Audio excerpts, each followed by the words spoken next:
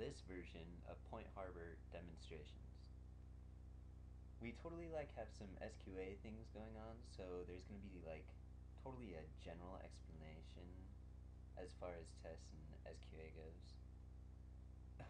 And then probably some bug fixes too. So that is what we are going to get into now.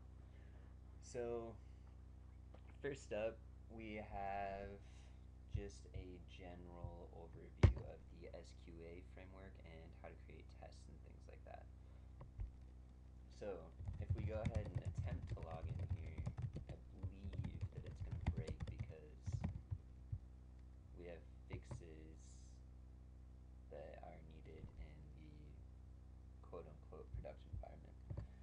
So if we go over to the test portal, which you can get to just by going up here, just typing test portal, then we can go ahead and log into the test portal. And then before we log in here, since I'm not getting a prompt for when I attempt to save, actually,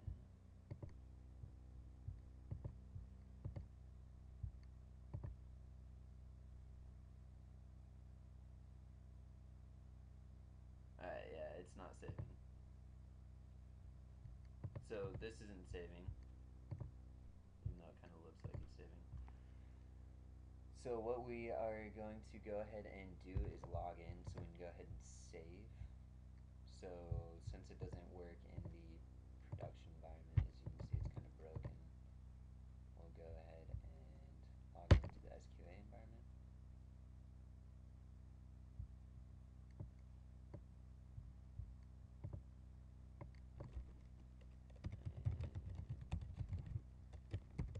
Put the right password in this time. And now we're logged in, so we can go ahead and save. So here's one test that is already running.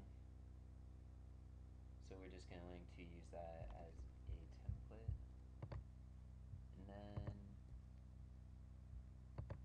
what we're going to go ahead and run the tests on is if the user form exists.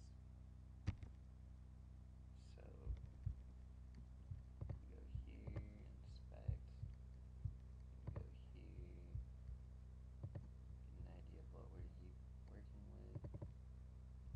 Here's our ID, so we can jump back to this environment. User form.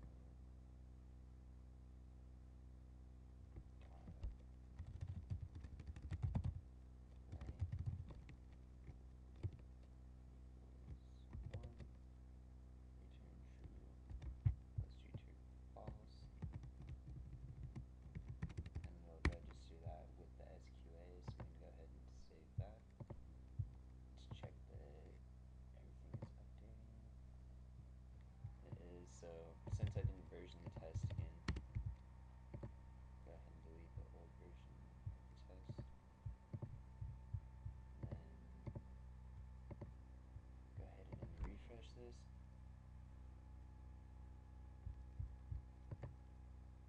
And this is another bug. Oh, let's see. I think we named that wrong. We didn't change the name. So let's go back. Here, let's open another editor.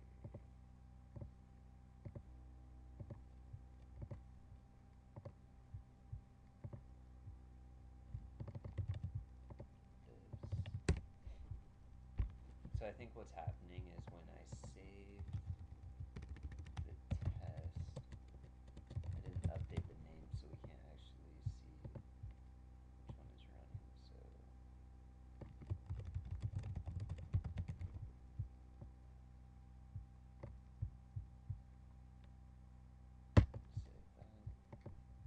Go back to RockMongo. Delete the old test, and let's see if it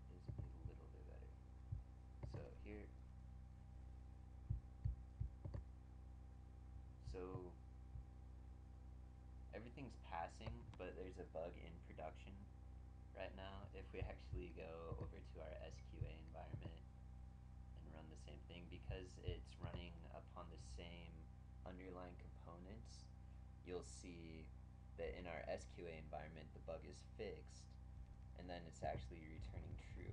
Now this is kind of like a, how should I say this?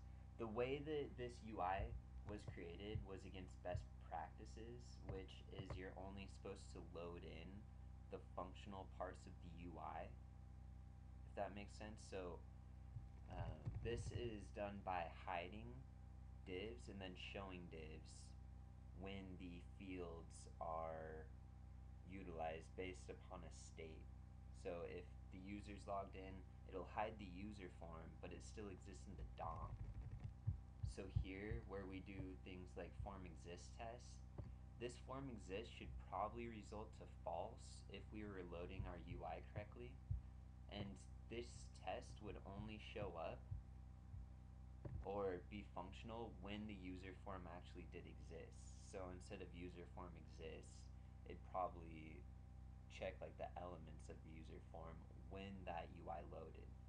But because this is kind of a shared UI, you get logged in functionality, so the user login is true, but then you also get a true that the user form also exists, which it's in the DOM, but it's not visible, so that should probably again return false against best practices. So what we're gonna go ahead and do is just kick our changes over to production. So when you're ready to roll to production, there's a few ways you can do it. If it's properly versioned, then you can just switch the version, or you can drop the old version as well. So in here, if we just go into rock manga and then